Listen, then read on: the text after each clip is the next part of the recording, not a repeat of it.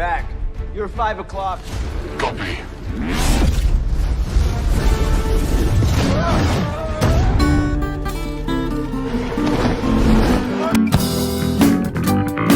Super shit. So let's get this out of the way, man. Because this movie starts with a lazy cut that basically spells out Superman's origin and the world around him. And let me start off by saying, I don't like that. I don't like that we just get to jump in and figure out what's going on with spoon-fed information. Can you at least do certain scenes and make them like an event? Make them like an opening, like My Hero Academia or something? Superman takes an L in the beginning of this film, and it stays with you throughout the film. Just like how you feel like you're carrying this big L for thinking that this movie was going to do something different. Superman beaten up gets taken to the Fortress of Solitude. Unfortunately, the trailers show all the sequence of him going back and forth with the robot, bitching about the dog tearing up the Fortress of Solitude. I'm not a fan of the term Superman robot. And it was obvious they didn't like it either. They made a joke. Gary's a name too. I like the robots, and to be honest, I wish we got more storytelling aspects of how Superman got fucking robot. But cool, we'll just move on. He goes back and fights this hammer dude and loses. Again. Dude, it was like wild to read, but actually seeing it is kind of wild. Because on one hand, I understand, you gotta make him interesting. You gotta make him relatable. But I think somewhere along the line, we forgot that the plot is called Superman. I don't think he's supposed to be undefeated in every fight. That fight with the hammer seemed a little doable though. But of course we need to show off that the hammer is not the hammer, but actually Ultraman, who's maybe not even Ultraman. But I'll get into that mess in just a sec. Also, how the fuck did Superman not use his super hearing to hear Lex screaming fight coordinates in this dude's ear? Like, I know what you're gonna say. Oh, how is Superman gonna know what A17 is? How is Superman gonna know what B12 is? Yeah, you forgot the fact that he has super hearing, and Luthor Corp wasn't that far. He could have just pinpointed where it was coming from. The scene feels like a rushed attempt just to build tension in Bravia and introduce a character that I'm supposed to give a shit about because he gave Superman food one time. I think Superman's interaction with people is sorely missed, but to let it play out the way it did, it felt unfulfilling for me. Bring me back Bibbo. And if you don't know who Bibbo is, you should definitely not be watching Superman. We got Clark, which I really like seeing, but unfortunately that was like the first and last time we get to see him. And we go into the Daily Planet, he gets called loser by Lumbar, and then defends Superman over an article that he wrote, which is something I actually like. I love this idea that Clark is like kind of a fanboy for Superman, and he'll defend him at any sort of little argument. So seeing this scene and finding out that the reporters don't actually get to report in this movie, as opposed to Lex's ex texting Jimmy, it's an insult on Lois's character to investigate, just to be funny for Jimmy, which, like I said, I love Jimmy. But for a 2-hour movie that needed to get their core people developed, I think it was lackluster. Lex's motives in the films were very similar to things that I've definitely seen before, which isn't an issue in my opinion. He wanted government funding to keep Superman in check. It's a tale as old as time. So the execution for that was good for me. The other stuff that was executed by Lex, not so much. Superman and Lois share a scene that I thought was absolutely well done. Superman is at her house cooking breakfast, saying that that's her favorite meal, and she rebuttals back that it's actually his favorite meal, and then grills Clark for interviewing himself as Superman, telling him that people will find out eventually. And then Clark's horny ass was like, I'll give you an interview. Mind you, he was like making out with her, definitely ready to like, you know, go to town. And he was like, I'll do an interview with you. And she's like, right now? And you can just see it on his face. Like, he was thinking like right after Pound Town, but he was like, nah, we're gonna have to do this now, aren't we? He's just like me for real, man. The interview gets dicey, and I really like this. I think this was a great moment in the film to capitalize Superman's humanity, as opposed to him having some corny-ass dialogue saying he's human. Lois feels like she's not good at relationships, and I honestly wish this was more emphasized in the film. It's honestly just a footnote, because then we move on to Lex's distraction, which is a baby kaiju.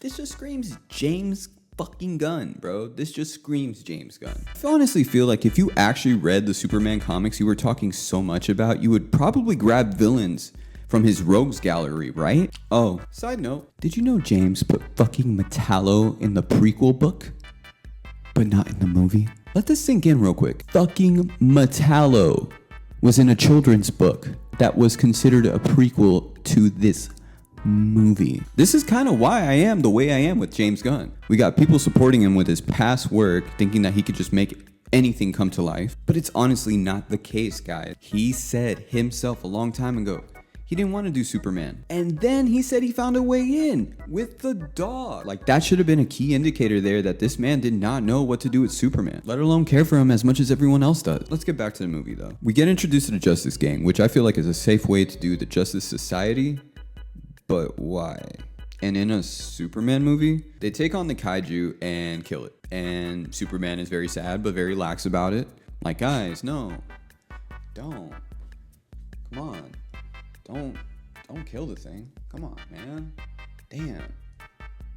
That's David's Superman. He's just very lax about the kill rule in this universe.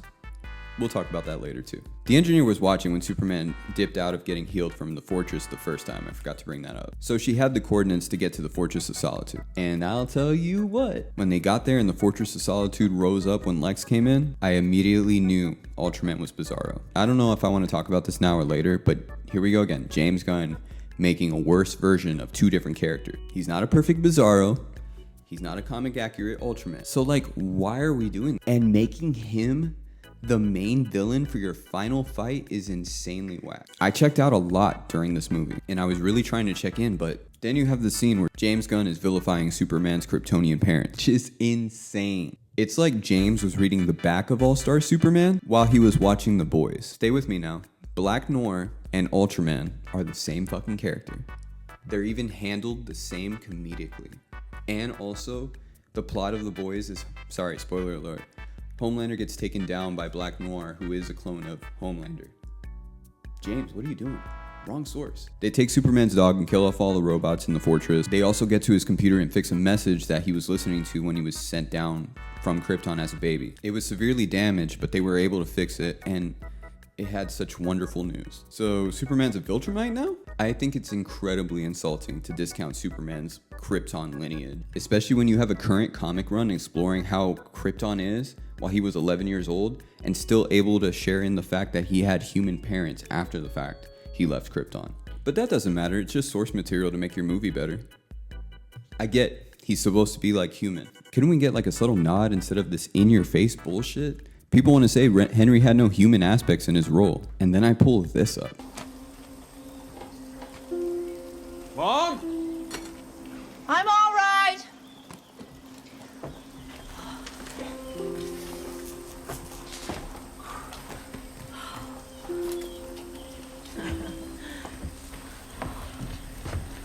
Nice suit, son. I'm so sorry. It's only stuff, Clark. It can always be replaced. But you can't be. I grew up in Kansas, General. About as American as it gets. Come on now. Come on now. I got time for y'all today. The last thing that sent me off the rails was that there was this leak floating around about how Lex has this hidden plot where he's going to use monkeys to call Superman super shit. And this was actually in the movie. Oh my God, when this scene came on, I really couldn't believe it. I'm like, why? What are we doing in this world? And is this really a good plot for Superman? Lex Luthor had dude fooled so bad he had people against him anyways. From the message, he really didn't need the monkeys. Lex honestly didn't need half of the weird shit that he had in this movie. He didn't need a Mr. Handsome, that was a throwaway character. He didn't need a whole team of specialized people running stuff to beat up Superman, because honestly, Lex could. Why couldn't the Hammer or Bravia be that test suit that Lex used to fight Superman? I don't understand some of the creative decisions when the payoffs weren't impactful. We get to a point where Superman goes missing in the middle half of this movie, because he turns himself in after the news about his dad wanting him to bring home a bunch of baby mamas. No kryptonite is left in this world, which is odd, mind you. That's a weird lore to just drop now. But then you get Metamorpho, and that's how you get introduced to the character of Metamorpho. Now I'm kind of mixed on the introduction to Metamorpho, to be honest with you. I liked the character from the comics growing up. I love the accuracy from the comics with this character, and I think James Gunn is really good at these lower tier characters for some reason. I just feel like the motivation to save Superman took way too long. I felt like we could have sped this up, but we needed Superman to get kryptonite poisoning so he can chill with his parents later. The breakout sequence was cool. I think this part of the movie I was actually entertained with. A mission of Lois and Mr. Terrific trying to find Superman, and technology that Mr. Terrific uses is insane. I hate to say it, but Mr. Terrific had a bigger aura moment than Superman in his own movie. Was Superman even the coolest character in his own movie? Superman gets reunited with his dog, and I'm back in. And we get this funny scene where Crypto's eating Mr. T's spears. They're not balls. Balls are two-dimensional. His words, not mine. And I have to say, I'm not bothered by his parents not being the paragon of parents that they usually are. I like this take, and honestly, it made me want to see Clark with them more. I'm not going to be on the same fence with this father speech. Because, like, what do you mean do what you do already? What the fuck? Dude, Superman is crushed because his real dad wants him to get freaky. And his dad's like, parents don't know shit. And y'all want me to shed a tear over that? Also, I think this is the only time I can clear up this discourse. I've seen a lot of people think that the Jonathan Kent scene in Man of Steel is silly, and it just makes me laugh. I'll explain to you why the Jonathan Kent scene is not silly. If you're an adult, the context of this scene was that John didn't believe that the world was ready for Henry's Superman, because that world wasn't like the comic book world and responded the way it did the rest of those films. And honestly, Superman not being able to save someone he can save is probably the most devastating thing that I've seen in my life, because heart attacks are inevitable, but at this point Superman probably has technology to figure that out now too. So a tornado makes sense when you think about, dude, Superman can easily save somebody, but at a time where you couldn't, it hurts a little more. If you think that is stupid, well, I have every right to think that this is stupid, so agree to disagree, and just accept you're not old enough to watch big boy movies with big boy plots. Moving on. Now here's where I feel like the movie fucked up. I think Superman should have been in Bravia with that kid. I was hoping for the impossible in this movie.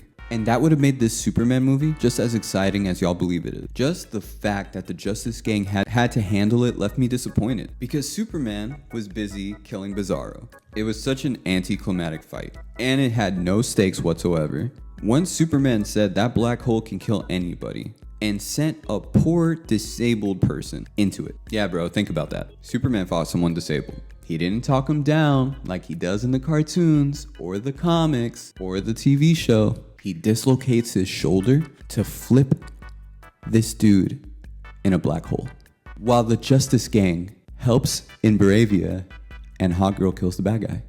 I don't want to hear about death counts in superhero films no more. Lex gets mangled by a dog and Superman flies away happy. I'm kidding. Oh shit. He actually didn't do that in this film. He just held his dog in space in one end credit scene and bitched out Mr. Terrific for not making the buildings not straight after fixing it. Fixing something that was like nearly impossible. Like what?